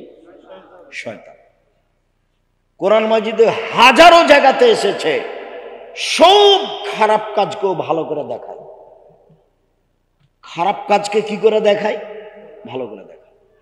দেখবেন খালি আপনি সাজাবেন, মেয়েটার সাথে এভাবে কথা বলবো, এখানে কথা বলবো, ওই জায়গায় কথা বলবো, এই কথাগুলি কথা বলবো, বলে নেওয়ার পরে আবার দেখবেন যে ও এগুলো কথা ছুটে গেছে, এরপরে যখন রিং দেবো তখন এগুলো বলবো, এগুলো বলবো। এগুলো কে সাজাচ্ছে বলেন তো দেখি? শয়তান সাজাচ্ছে, ভিতরে কাজ করছে সব। তখন আল্লাহ বললেন না যে তুই পারবি না, এ কথা বললেন না। তখন আল্লাহ বলছেন, এই শয়তান শোন, ইজ্জতি ও জালালি ও ইরতেফায়ে মাকানি, আমার ইজ্জতের কসম, আমার সম্মানের কসম, আমার মর্যাদার কসম, আমার উচ্চতার কসম, আদমের ছেলে মেয়ে যতবার ক্ষমা চাইবে ততবার আমি ক্ষমা করে দেব। আদম সন্তান, মা দাওয়াতানি রাজাওতানি, আদমের ছেলে মেয়ে শোনো, তুমি আমাকে যেভাবে ডাকো আমি সেভাবে থাকি, তুমি আমার কাছে যেভাবে আশা পোষণ করো সেভাবে পূর্ণ করে থাকি, তুমি আমাকে যেভাবে ডাকো আমি সেভাবে থাকি, তুমি যেভাবে আশা পোষণ করো সেভাবে পূর্ণ করে থাকি। আমি পরোয়া করি না তুমি কত বড় পাপী, আমি পরোয়া করি না তুমি কত বড় পাপী, তুমি ক্ষমা চাইলে আমি ক্ষমা করে দিই, তুমি যেভাবে ডাকো আমি সেভাবে থাকি, তুমি যেভাবে আশা পোষণ করো সেভাবে আমি পূর্ণ করে থাকি। কে বলছেন? আল্লাহ। ইবলিস বলল এটা, আর আল্লাহ বললেন এটা। তাহলে আস্তাগফিরুল্লাহ ওয়া আতুবু ইলাইহি বলাই লাগছে। আস্তাগফিরুল্লাহ ওয়া আতুবু ইলাইহি শ্বাস যেমন নিজ গতিতে চলছে, শ্বাস ভেবে চিন্তা ফেলবো, এটা কি মনে হয়? শ্বাস যে আসছে আর যাচ্ছে, তো কোনো চিন্তা ভাবনা আছে কি? খাওয়ার টাইমের জন্য চিন্তা ভাবনা করা লাগে, কিন্তু শ্বাসের জন্য চিন্তা ভাবনা লাগে না। আস্তাগফিরুল্লাহ অত বলে এভাবে চলে আসতে হবে বেখিয়াল। নৌকাতে উঠলাম, দোয়া আস্তাগফিরুল্লাহ অত বলে, খেতে বসতে যাচ্ছে আস্তাগফিরুল্লাহ অত বলে, ঘুমাতে যাচ্ছি দোয়া পড়বো আস্তাগফিরুল্লাহ অত বলে, রাস্তায় চলছি ভ্যানলাতে উঠে আস্তাগফিরুল্লাহ অত বলে। এটা চলে আসতে হবে মুখে স্বাভাবিকভাবে, এটা ছাড়া আল্লাহ করবেন না। আল্লাহ রসুল বললেন যে দামি সম্পদ এক লেসানুন জাকের, ওই জিহ্বা যে এরকম ডাকতে পারে। তিন কালবুন শাকের, আলুর দাম গেছে গেছে যাক তাতে আসে যায়, যা হয়েছে আলহামদুলিল্লাহ, সামনে বছর হবে। একেবারে হয়রান হয়ে মাথা খারাপ, আর আলুর ব্যবসা করব না, এ করবো না, সে করবো না, বাদ অন্য কিছু করবো, একটা বলা হবে না। ব্যবসা রিস্ক নিয়ে করতে হবে। একবার গেছে আরো 10 বার আসবে, এগুলো হয়রানি হওয়া হবে না। আলহামদুলিল্লাহ কি বলতে শিখতে হবে, আলহামদুলিল্লাহ। আর ওই স্ত্রী দামি সম্পদ যে স্ত্রী স্বামীকে দিনের ব্যাপারে সহযোগিতা করতে পারে, দিনের ব্যাপারে সহযোগিতা করতে পারে। তো তোমাকে দিনের ব্যাপারে কি সহযোগিতা করবে? তুমি তো খালি গরম দেখাও, টাকা দিতে দেরি করেছে, কি সহযোগিতা করবে? তুমি রাত 12টায় গেছো, তোমার হাত পা ধরে বলবে আপনাকে আমি খুব ভালোবাসি, আপনার সাথে একসাথে খাবো, এই জন্য ভাত আমি রেখে দিয়েছি, তরকারি আমি রেখে দিয়েছি, আমি আপনার অপেক্ষায় আছি, আমি আপনাকে আমার জীবনের চেয়ে ভালোবাসি, আপনার পায়ের নিচে আমি নিজেকে মিটিয়ে দিতে চাই, আপনাকে আমি কত ভালোবাসি তা আমি অন্তর খুলে আপনাকে দেখাতে পারবো না, আপনি যা বলবেন সেটা আমি করব যদি পাপ না হয়, যা বলবেন সেটা আমি করব যদি পাপ না হয়। যদি বলেন সারা রাত পা টিপে দিতে হবে, প্রস্তুত আছি। যদি বলেন সারা রাত মাথার পাশে দাঁড়িয়ে থাকতে হবে, প্রস্তুত আছি।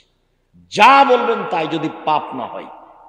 আমার একটা কথা শোনেন, এশার সালাতের পরে বাড়ি চলে আসবেন, এশার নামাজ শেষ বাড়ি চলে আসবেন। এটা হলো মহিলা তার স্বামীকে কি করছে, দিনের উপরে সহযোগিতা করছে।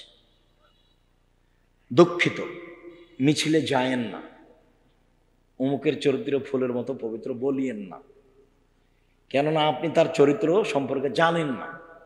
আল্লাহ রসুল বলছেন যে তুমি নেতার এই কথা বলে তুমি আল্লাহকে তোমার উপরে খেপিয়ে দিয়েছ, আসখাত্তুম, তুমি একবার তোমার প্রতিপালক তোমার উপরে খেপিয়ে দিয়েছ।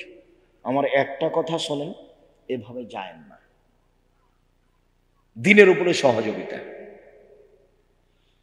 শোনেন, প্যান্টটা কেটে ছোট করেন, আপনি যা বলবেন তাতে আমি প্রস্তুত।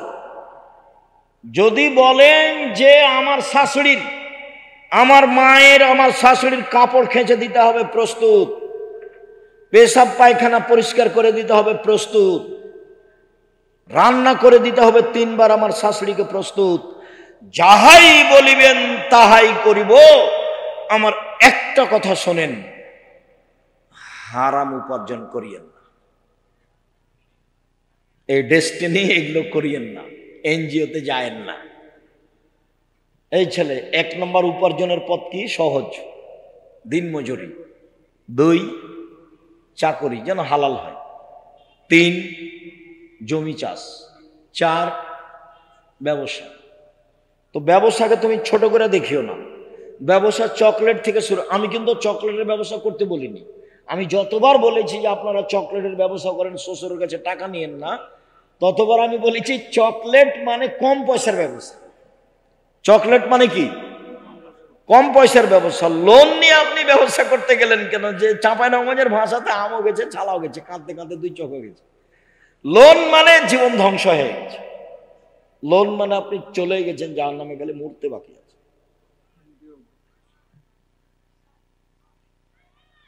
আর দেশকে ভালোবাসতে শিখেন। যারা দেশ বিক্রি করে খায় তাদের কাছে, তাদের পিছনে দৌড়ায়েন না, ভুল। নিজের দেশের মুরগি আগুন দিয়ে জ্বালিয়ে অপর থেকে ডিম আনতে হবে, এত বেকুব বোকা দেশ বাংলাদেশ নয়। বাংলাদেশে যারা বসবাস করে তারা একে ধ্বংস করেছে, তারা একে ধ্বংস করেছে। কলকারখানা সব বন্ধ করে বাইরে থেকে কাপড় নিয়ে আসতে হবে। অবাক কথা। যে হলো জাতীয় শত্রু, যে দিনের শত্রু, যে জানের শত্রু, যে মালের শত্রু, যে অর্থের শত্রু, যে দেশের শত্রু, তাকে শত্রু হিসাবে জায়গা দিও। বন্ধু বললে তোমাকে ছুরি দিয়ে দিও। আমার মা বলতো 4টা কাজ করো না বেটা, তো করোনা তো লেনদেন তো জানতো না, 4টা কাজ করিস না বেটা। এক, কারো সাথে বন্ধু তালি করিস না, নাহলে পেটে ছুরি দিয়ে দিবে। একদিন বন্ধু তালি কি হবে, কেটে যাবে, তখন কি করবে, পেটে ছুরি দিয়ে দিবে। 4টার এটা রহস্য বলতেন, বাকিগুলোর বলতেন না। 2, প্রাইভেট পড়াস না। 3, দোকানে বসিস না। 4, মানুষের বাড়ি দাওয়াত খাস না। বন্ধু তালি চলবে না, প্রাইভেট পড়া চলবে না, দোকানে বসা চলবে না, তারপরে দাওয়াত খাওয়া হবে না। তো ছাত্র জীবনে দাওয়াত খায়নি, ব্যতিক্রম, এখন তো খাওয়াই লাগে। সম্মানিত দিনী ভাই বোন, বলছিলাম যে রাসূল সাল্লাল্লাহু আলাইহি ওয়াসাল্লাম আমাদেরকে যেইভাবে রক্ষা করার চেষ্টা করেছেন দোয়া তাসবিহ দিয়ে, সেভাবে করার চেষ্টা করি। দিনী বোন, আপনাকে একটু কথা বলি, জীবনে 2টা কাজ করবেন না, অভিমান আর প্রতিবাদ। অভিমান করে পূর্ণ না করলে সারাদিন সারা রাত শয়তান কে করবে, ওকে খেপিয়ে তুলবে। একবারে মেয়েটার আর ঘুমাইতে পারবে না, আপনার স্ত্রী আর ঘুমাইতে পারবে না, খালি শয়তান ওকে সারা রাত সাজাবে। কি বলবি সকালে, কি বলবি সকালে, কি বলবি সকালে, বল উঠে যে তোর সংসার করবো না, গেলাম, তুই আমাকে তালাক দিয়ে দে, তোর সংসারই করবো না। তো সে ঠিক আছে, তোকে তালাক দিয়ে দিস, এক্ষুনি তালাক দিয়ে দে, এক্ষুনি তালাক দিয়ে দে, যা, 1 তালাক, 2 তালাক, 3 তালাক, 100 তালাক দিলাম, যা। যেমন তালাক দেওয়া শেষ হয়েছে তেমন শয়তান নেই। এখন ফিরি, ব্যাপারটা কি, 3টে ছেলে, যে কয়টা ছেলে মেয়ে আছে, 3টে, শয়তান চলে গেছে। এটা আপনি বুঝতে পারবেন যারা তালাক দিচ্ছে তাদেরকে দেখেন বলে। এতই বেকায়দা, একেবারে বড় ধরনের বেকায়দা। ও যদি মামলা করে তাহলে কোর্ট তার পক্ষে, ওর ভাইয়েরা তার দিকে, কেউ এখন বুদ্ধি দিয়ে কাজ করবে না। ওর দুলা ভাইয়েরা আরো খারাপ আপনার বিরুদ্ধে, সবাই ওকে কি করবে, সাজিয়ে কোর্টে পাঠাবে, বিপদ আসবে। আমার দিনী বোনেরা 2, প্রতিবাদ করবে না, প্রতিবাদ করলেই সংসার ভেঙে যাবে। সম্মানিত দিনী বোন, 4টা কাজ করবেন, জান্নাতের সব দরজা খোলা। 1, 5 ওয়াক্ত সালাত। 2, রমজান মাসের সেম রোজা। 3, স্বামীকে মেনে চলা। 4, জেনায় লিপ্ত না হওয়া। যদি জেনা হয়ে গিয়ে থাকে, আজ থেকে তোবা করেন, কয়েকটা জিনিস পেয়ে যাবেন। 1, পৃথিবীর যে কোনো বিপদ থেকে বেঁচে যাবেন জেনা বন্ধ করতে পারলে। 2, বিচার মাঠে বিশেষ ছায়াতলে থাকা যাবে জেনা বন্ধ করতে পারলে। 3, জান্নাতুল মাওয়া পাওয়া যাবে। অনাহান নাফস আনিল হাওয়া ফাইনাল জান্নাত হিয়াল মাওয়া। যে নিজেকে অন্যায় থেকে ঠেকাতে পারলো, আমি আল্লাহ তাকে জান্নাতুল মাওয়া দিয়ে দিলাম। আপনি আমার দিনী বোন 4টা কাজ করেন। 1, 5 ওয়াক্ত সালাত। 2, রমজান মাসের সিয়াম। 3, স্বামীকে মেনে চলা, তিতা লাগলেও মিঠা লাগলেও। 4, জেনায় লিপ্ত না হওয়া। জেনা যদি হয়ে গিয়ে থাকে, শক্ত হাতে দাঁড়িয়ে যান, আর জিন্দেগি দেখুন ধারে পাশে আসবো না ইনশাআল্লাহ। আল্লাহ তুমি সাহায্য করো, তাহলে তুমি কয়েকটা সুবিধা ভোগ করতে পারবা। 1, যে কোনো বিপদ থেকে বেঁচে যাবা। 2, বিচারের মাঠে বিশেষ ছায়াতলে থাকা হবে। 3, জান্নাতুল মাওয়া পাওয়া যাবে।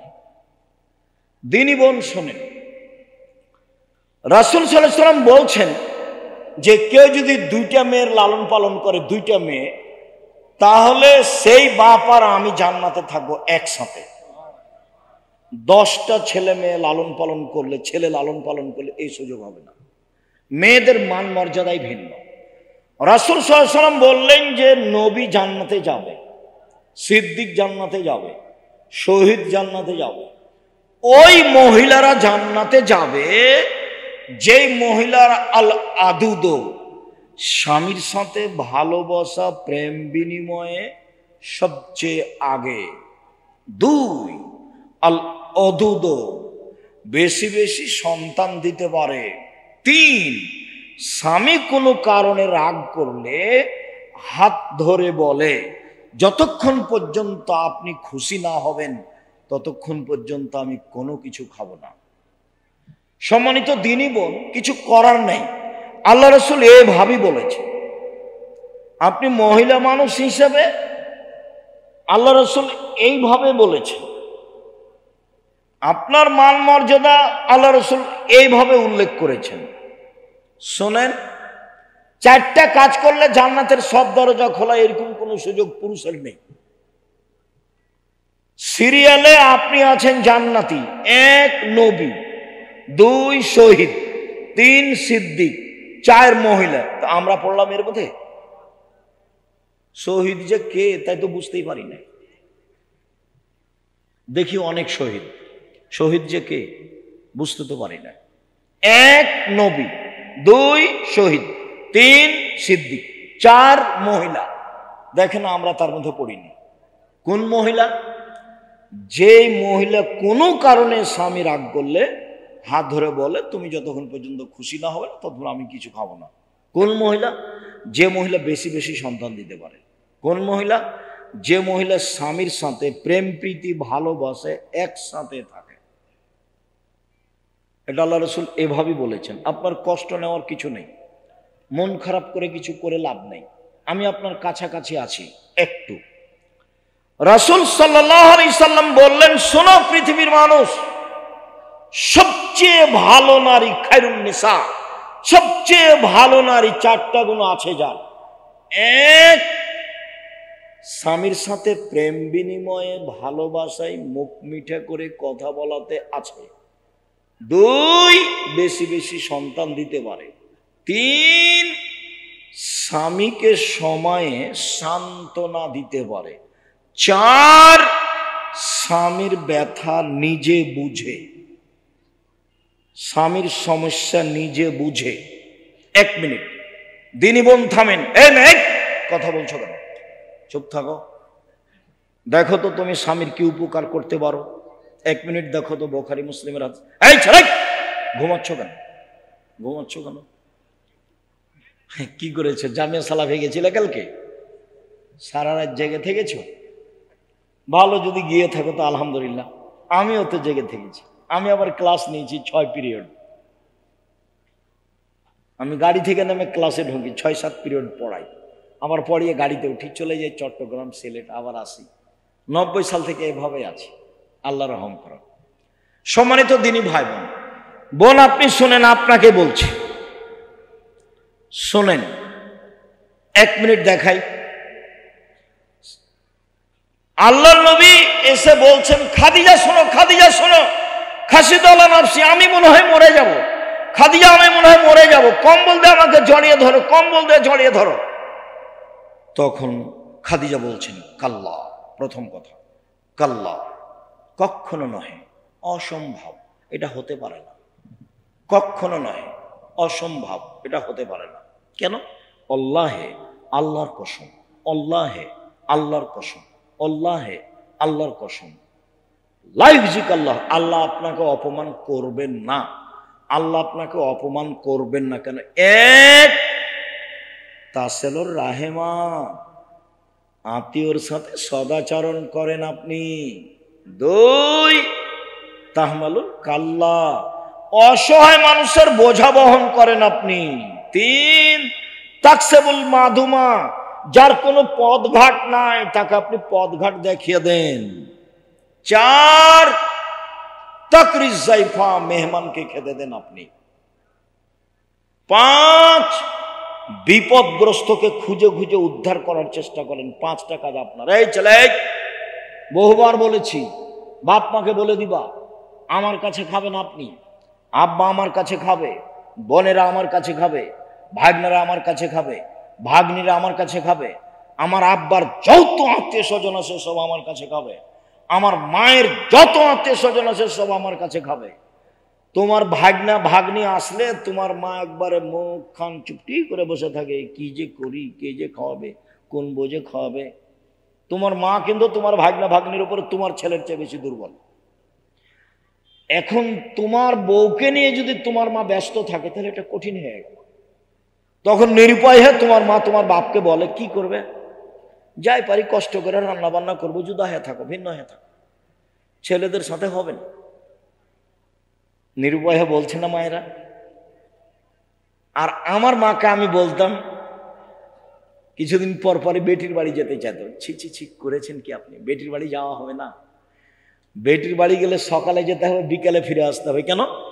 এলাকার লোক মৌলানা সাহেব মাকে ভাত দেয় না, নাহলে বেটির বাড়ি কেন? মৌলানা সাহেব মাকে ভাত দেয় না, নাহলে বেটির বাড়ি কেন? আর মাঝে মধ্যে আমি বুঝতে পারতাম যে আমার মা আমার বোনের ছেলেরাকে আমার চেয়ে বেশি ভালোবাসছে। তখন আমি বলছি, ওরা আগে না আমি আগে? আমার মা হাসছে। আমি বলছি, ওরা আগে না আমি আগে? আগে আমাকে বেশি ভালোবাসতে হবে, তারপরে তো ওরাকে টাকা দিয়ে তোকে বেশি ভালোবাসবে। বুঝতে পারলেন না শেষ বাক্যটা? ওরা যেটা চাচ্ছে সেটা দিয়ে দে, তাহলে বেশি ভালোবাসবে। বুঝেছো কি? আমার ভাগনা ভাগ্নি যেটা চাচ্ছে আমার কাছে সেটা কি করতে হবে? দিয়ে দিতে হবে। জমি জায়গা টাকা পয়সা যা চাচ্ছে দিয়ে দিতে হবে। এবার তাহলে আমার মায়ের ভালোবাসা ওর নাতি নাতির চেয়ে কি হবে? বাড়বে। এখন কমে আছে। তো মাঝে মধ্যে আমার মায়ের সাথে এভাবে কথা হতো। আমার মা বিশ্বাস করত যে আমি যা বলবো সেটা আমার ছেলে করবে। আমার মায়ের আমার উপরে খুব অগাধ বিশ্বাস ছিল,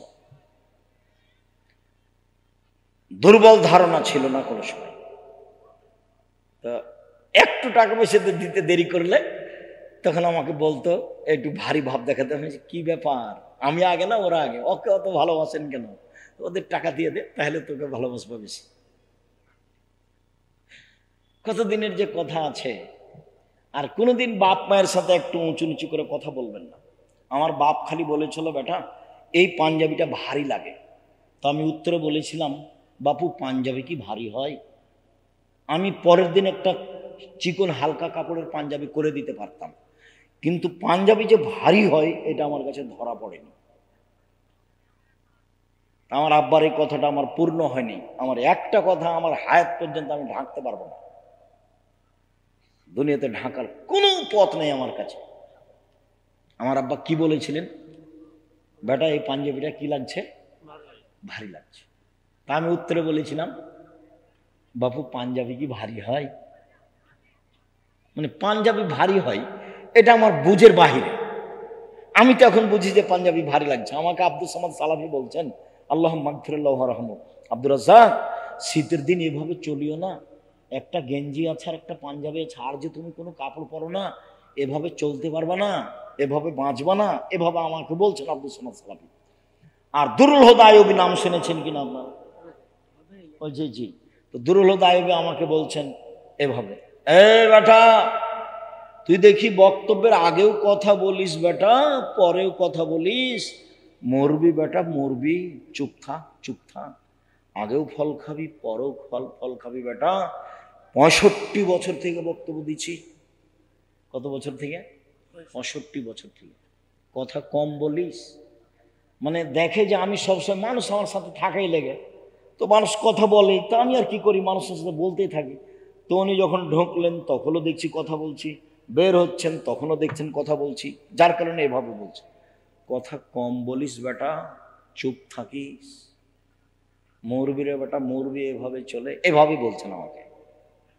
আর ফল খাবি ফল, আগেও খাবি পরেও খাবি, ফল খাবি, এই কথাটা বলছেন আমাকে। মনে হচ্ছে কালকের কথা, দুরুল হুদা আইয়ুবীর কথা। সম্মানিত দিনী বোন, আমি আপনার কাছে আজকের মতো অনুরোধ জানিয়ে শেষে চলে আসছি। এক, স্বামীর সাথে প্রেম প্রীতি ভালোবাসে আগে থাকতে হবে। 2, বেশি বেশি সন্তান দিতে হবে। 3, স্বামীকে সান্ত্বনা দিতে হবে। সান্ত্বনা খাদিজা বললেন, কখনো নহে, অসম্ভব, এটা হতে পারে না। আপনার কোনো দুর্ঘটনা হবে না, আপনি এই করেন। আর আপনার কথা বলি, আপনার স্বামী যদি এসে বলে এই খুব বড় বিপদ হয়ে গেছে, কি করা যায় কি করা যায়, তাহলে আপনি বলবেন কেন গেলে কেন গেলে কেন গেলে, তোমাকে তো নিষেধ করলাম যায় না, তোমাকে তো নিষেধ করলাম জানো, তুমি কেন গেলে, তোমার স্বভাবই খারাপ, ঠিকই হয়েছে, তুমি কেন গেলে। ওটা হলো খাদিজা, এটা হলো আপনার স্ত্রী খাদিজা রাদিয়াল্লাহু আনহা। দেখেন, তারপরে বলছেন চিন্তা করবেন না, চলেন চাচার কাছ থেকে দেখে নিয়ে আস। ওরা কবেন না। এখানে আরেকটু, হুদায়বিয়ার যুদ্ধ হলো না, কাবা ঘরে ঢোকা গেল না, ফিরে আসবেন। সাহাবীরা বলছেন ফিরে যাব না, কাবা ঘরে ঢোকবো, তারপরে কোনো কথা। আপনি সত্য নবী নন? হ্যাঁ সত্য নবী। ইসলাম ধর্ম সত্য নয়? হ্যাঁ সত্য। আপনি বলেননি যে কাবা ঘরে ঢুকবো? হ্যাঁ বলেছি, তবে এই বছরে ঢুকবো এই কথা বলিনি। আল্লাহ রাসূল এভাবে বললেন। তো বলছেন ঠিক আছে সবাই কুরবানি করো, কেউ কুরবানি করবে না, সবাই চুপচাপ বসে আছে। তখন আল্লাহ রাসূল উম্মু সালমাকে বলছেন, উম্মু সালমা কি করা যায়, কেউ যে কুরবানি করছে না, কি চিন্তা করছেন কেন, নিজেরটা করে দেন না। তারপর দেখেন কি হয়, এ দেখেন পরামর্শ দিচ্ছেন, স্ত্রী এরকম হতে হবে। স্ত্রী স্বামীকে কি দিবে? সান্ত্বনা দিবে, সমব্যথায় থাকবে। সম্মানিত দিনী ভাই বোন, আপনি আমার দিনী বোন আব্দুর রাজ্জাক সাহেব শোনেন, আপনি তো জানেন না আমার স্বামীর মুখখান এত খারাপ যে তার মুখের দিকে আমি তাকাতে পারি না, গালি ছাড়া তার মুখে কিছু নেই। এরপরে আপনাকে আমি বলছি, আপনি ধৈর্যের পরিচয় দেন। ধৈর্য বড় জিনিস, ধৈর্য দিয়ে আপনি সফলতা অর্জন করতে পারবেন। শাশুড়ির কথা ভিতরে রেখে চলেন, শ্বশুরের কথা খেয়ে নিয়ে ভিতরে রেখে চলেন। স্বামীর অন্যায় অবিচার ধৈর্যের পরিচয় দিয়ে থাকেন, ফল ভালো হবে ইনশাল্লাহ, ফল ভালো হবে ইনশাল্লাহ। আর আপনাকে বলে যাচ্ছি, স্ত্রীর সাথে গালি দিয়েন না, ওর সাথে গালিগুলোজ করিয়েন না, ওকে নিন্দা করে কথা বলিয়েন না, ওকে গালি দিয়েন না, যে কাজ করতে পারবে না সে কাজ করতে দিয়েন না, সহযোগিতা করিয়েন। আমি এখন বুঝতে পারি আমাদের চাঁপাইনবাবগঞ্জের গতি, কত কষ্ট করে ভোর রাত্রে উঠে যা তাই ওই আটা তৈরি করেছে, হাতে রুটি বানাবে, আবার ঢেঁকিতে ধান ভেঙে ভাত রান্না করবে। ঘুম থেকে উঠে আগে আটা রেডি করে নিয়ে এসেছে, তারপরে গরুগলা বের করেছে, তারপরে রুটি তৈরি করেছে, রুটি তৈরি করে মাঠে দিয়ে পাঠিয়েছে, তারপর ওখান থেকে উঠে গহিলটা সাফ করেছে, গোবরগুলো বাইরে ফেলেছে, তারপর ওই নোন্দা বুঝেন কি না, নোন্দা গঠা তৈরি করেছে। এরপরেও পানি দিতে সময় পায়নি, নাইন দেয় চারিতে, গরুর তারি নাইন বুঝেন কি না, চারিতে। এখন এসে দেখছে স্বামী যে পানি দেয়নি, তখন একবারে খেপে কি যে বলছে, লাঠি তোর অমুক তোর তুমুক এই সেই, যে কত যে অকৃতজ্ঞ স্বামী।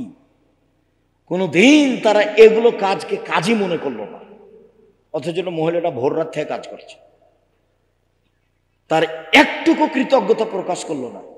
তুমি অনেক করেছো, তুমি অনেক করেছো, তোমার শুকরিয়া। জীবনে কেউ জাযাকাল্লাহ খায়ের বলতে জানে না, বলেই না। তোমার শুকরিয়া আদায় করে তুমি অনেক কিছু করেছো। স্ত্রীর শুকরিয়া আদায় করবেন, খুশি হোক। আপনি তার সাথে ভালো আচরণে চলেন, শান্তি পাবেন বেশি। দুইজনে খুব ভালো আচরণে চলার চেষ্টা করেন, শান্তি পাবেন বেশি। শুকরিয়া, জাযাকুমুল্লাহ খায়ের। সকল দিনই ভাই বোনকে 5 ওয়াক্ত সালাত জরুরিভাবে আদায়ের জন্য অনুরোধ জানাচ্ছি। 2 হালাল রুজি, 3 কোরআন তেলাওয়াত, 4 আড্ডা পিটা হারাম। একটা মোবাইল নিয়ে একটা দোকানে আড্ডা পিটা হারাম। ভালো আচরণে পরিবারের সাথে থাকার চেষ্টা করেন, আর যেটা প্রয়োজন সেটা আল্লাহর কাছে চান। ভোর রাতে চাইতে পারলে সবচেয়ে ভালো। সকলের কল্যাণ কামনা করে, বই পুস্তকই গাড়িতে ছিল আমাদের।